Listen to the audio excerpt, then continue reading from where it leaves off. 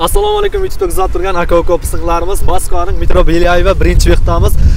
Bugun ro'za Ramazon oyida bir akamizni o'zimning hisobimdan shu bir xursand qilmoqchiman. Videoni oxirigacha ko'ringizlar. O'zimning shu YouTube kanalim hisobidan xursand qilmoqchiman. Videoni oxirigacha ko'ringizlar. Biz hozir bu yerda kelayotgan lobba kurerni ushlab oparamiz va xursand qilamiz. Bunda hozir qaraymiz, kutamiz. Qanday kelib qolsa kurerlar nima deymiz? To'xtatib inshaalloh oparib sizlarga video davomida ko'rsatib boramiz, xursand qilamiz. Qani unda kurir kutamiz. Assalomu alaykum. Yaxshimisiz aka? Zo'rmisiz? Aka zo'rmisiz? Video olayotgan payt kelib qoldingiz. Xo'p. Как раз kurir kerak edi menga. Qayerdan bo'lasiz aka? Tojikistondan, Zafaroboddan bo'laman. Zafaroboddan. Kurirlikda qancha vaqtdan beri ishlayap yuribsiz? 1 yildan beri. 1 yildan beri? Xo'p. Do'stlar, mana shu sovuqda kurirlar ishlab yuradi, bilasizlar. Shamol o'tib ketadi. Aka sizni bir joyga oparmoqchiman. Borasizmi? Vaqtingiz qanday? Mayli, vaqtim sal ozroq edi. Xo'p, mayli. Shu vaqtingizni, qimmatli vaqtingizni ajratasiz. Siz bir joyga oparmoqchiman. Unda men bilan yuring. Video davomini kuzatishda davom etingizlar aka-ukalarimiz. Hozir biz bir joyga boramiz. Videoda ko'rsatamiz hammasini. Qani aka, yuring, ketdik. Yo'lga ko'rsatib boramiz yo'lni ham. Ro'za Ramazon oyida savob bo'ladi deb bu ishga qo'l urdik. Inshaalloh hammasi yaxshi bo'ladi. Aka, siz nima maqsadda Rossiyaga ishga kelgansiz? O'ylab boqishda, ota-onamni boqishda, ota-onamni yuzini oq yuz qilib, shu uydagilarni och qolmasligi uchun, ko'chada yurmasligi uchun ishlayib yuribmiz aka. Alloh bergan rizqini terib. Chapga aytamiz. Gap yo'q. Shu musofir yurtayotganlar hammasi joni omon bo'lsin. Bir oyda qancha pul topasiz ko'riblikdan? Endi topmadim deganda shu 160 ming, 170 ming chiqadi. 160, 170 ming. Dokumentdan tashqari, patent, kvartira hammasidan tashqari Allohga shukr 140 ming, 150 ming boryapti-da. Patent bilan yurasizmi, qoidaviy? Qoidaviy. Qoidaviy bo'lmasa ishga olmaydi bizni. Tushunardim. Mana akamiz Moskva patenti bilan kurirlikda ishlab yurgan ekan, oldimizda mana duch kelib qoldi. Ko'rishlaringizni tavsiya qilamiz. Aka, bu yerdan to'g'ri haydaysiz va izimdan yurasiz, xo'p?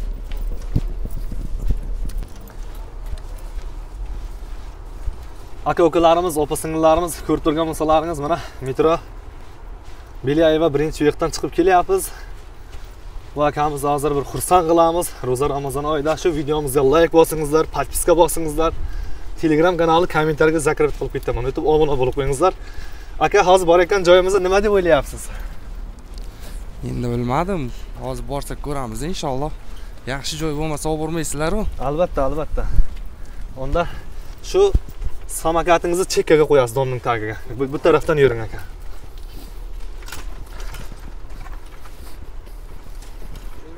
Ha, mana shu yerga qo'ying aka, shu yerga qo'ying.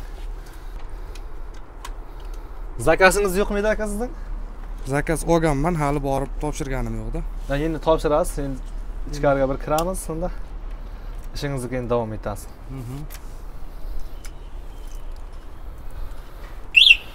Qani ketdik unda.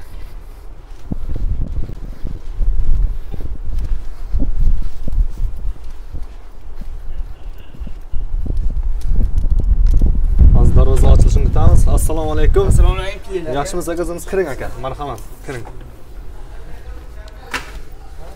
Shaltiqlar kiyib olamiz tapchikalarni.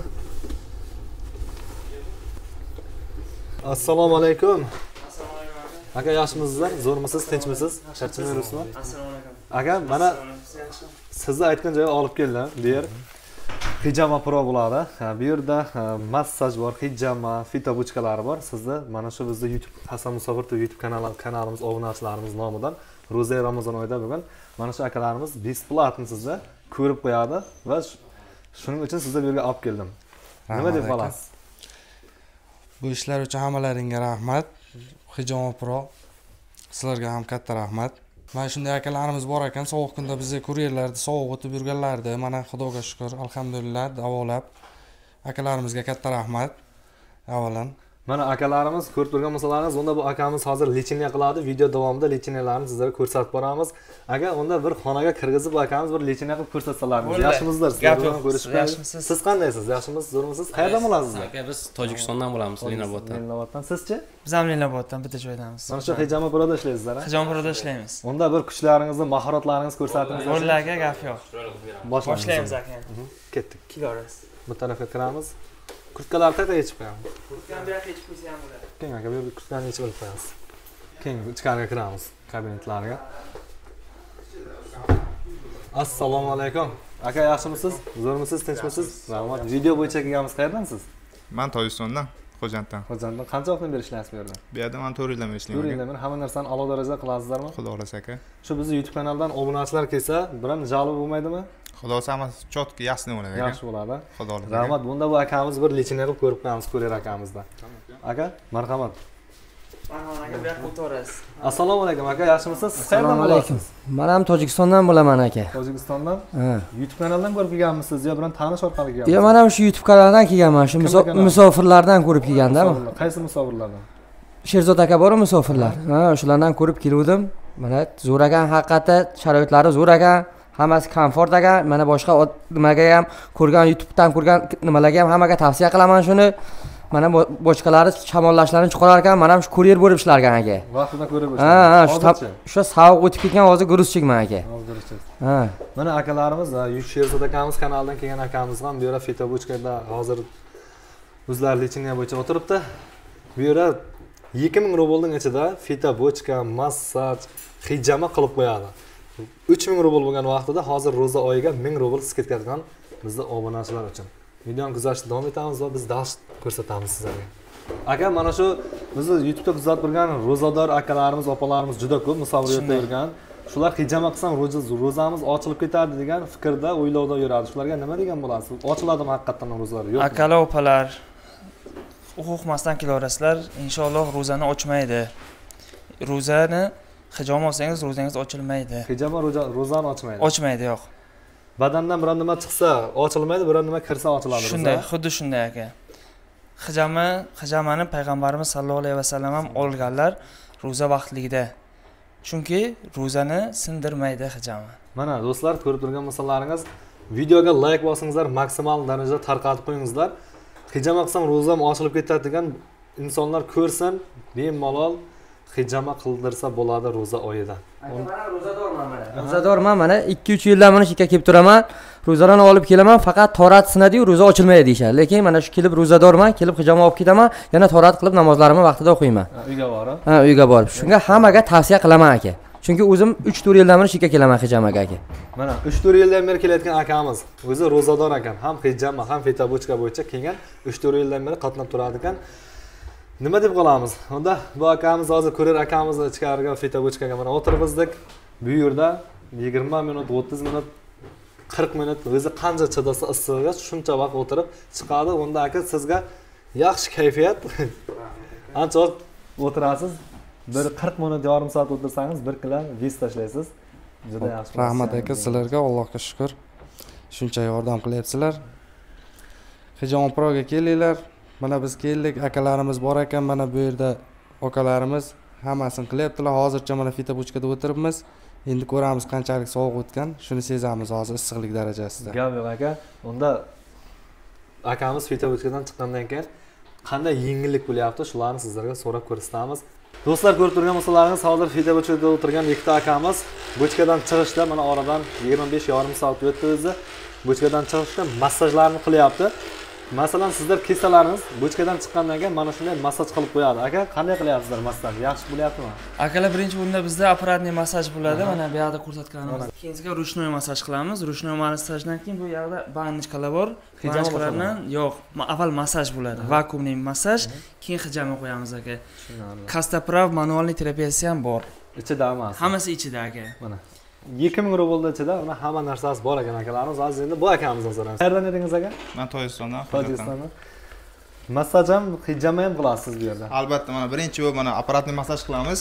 Apparatni massaj, mana mushaklar toliqish bo'ladi. Ishdan keyin toliqishlar bo'ladi. O'sha narsalar mushaklardagi toliqishlar qonli oladi apparatni massaj. Apparatni massajdan keyin hijama. Yo'q, apparatni massajdan keyin albatta qo'lak massaj qilamiz. Rusnoy massaj bo'ladi. Qonlar qon yurg'izadi. Qonlar suyulganda, bankalar qo'yganda yaxshi qon chiqadi aka.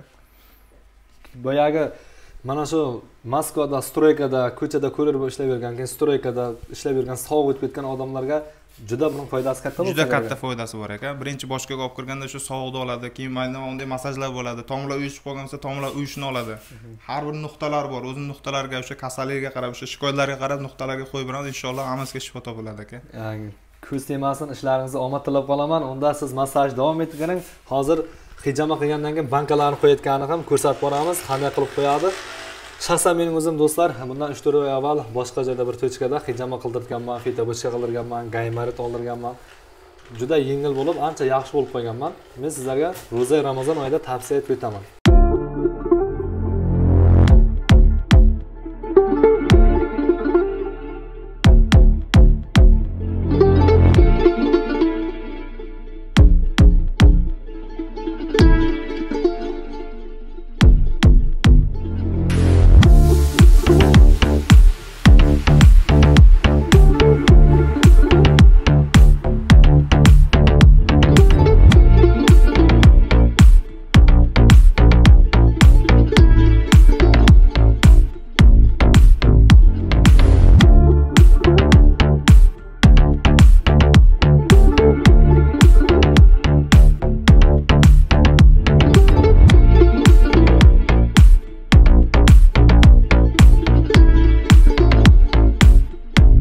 Do'stlar, ko'rib turgan misollaringiz o'zi bankalar qo'yilib boshlandi.